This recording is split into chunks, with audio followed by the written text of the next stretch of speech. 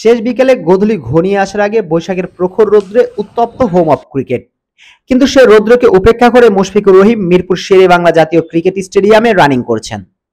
খালি চোখে দেখে মনে হতে পারে খেলা শুরুর আগে ওয়ার্ম আপ করছেন মুশফিক। তবে ঘটনা কিন্তু এমনটা নয়, বরং প্রাইম ব্যাংক আর আবাহনীর ম্যাচের দ্বিতীয় ইনিংসে প্রায় 40 ওভারের কাছাকাছি ফিল্ডিং এর পর সতীর্থরা সবাই যখন ড্রেসিং রুমের পথ ধরে ব্যাগ গুছিয়ে নিচ্ছেন, তখন নিজেকে ফিট রাখতে রানিং করছেন মিস্টার ডিপেন্ডেবল।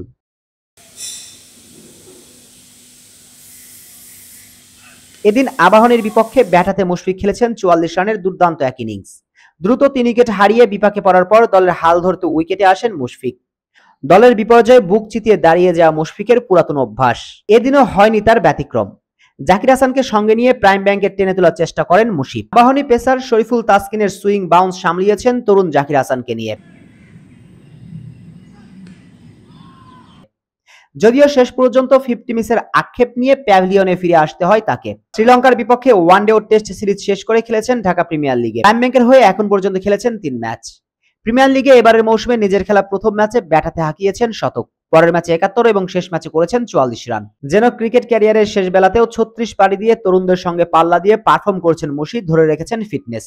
প্রশ্ন তো চলেই আসে, এই বয়সে এসেও মুশফিকের এমন পারফরমেন্স ও ফিটনেস ধরে রাখার রহস্য কি? সহজ উত্তর, হাড়ভাঙা পরিশ্রম।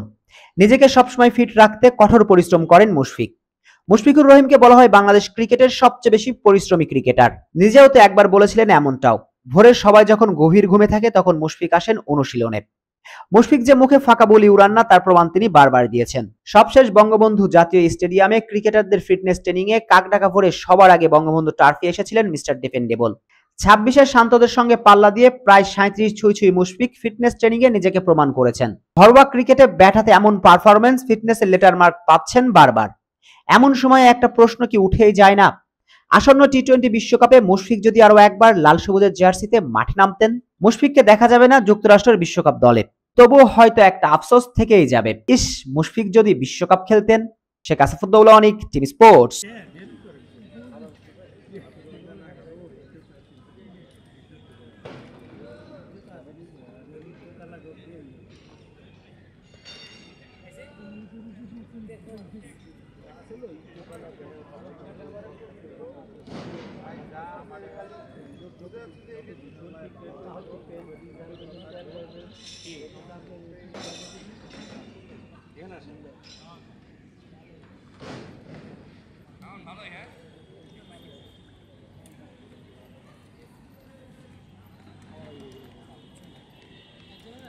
ভালোই আছেন দিনকাল